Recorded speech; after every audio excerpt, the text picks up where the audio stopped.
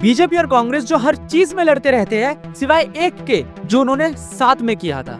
1976 में इंडिया ने FCRA बनाया, फॉरेन कंट्रीब्यूशन रेगुलेशन एक्ट। मकसद सिंपल था, फॉरेन पॉलिसी इंडियन पॉलिटिक्स को कंट्रोल ना करे।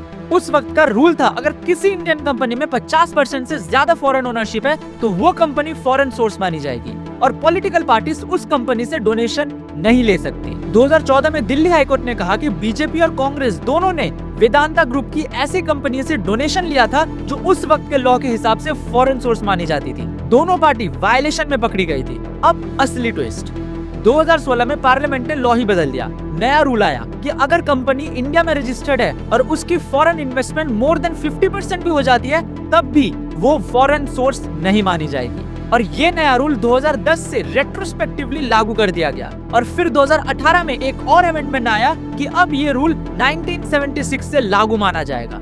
मतलब जिस दिन ये कानून बना था उस दिन से ही नया रूल।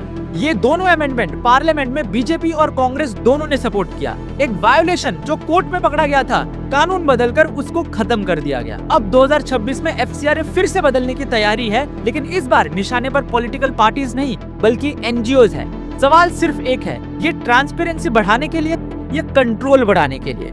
आपका क्या राय है? कमेंट सेक्शन में जरूर बताइए।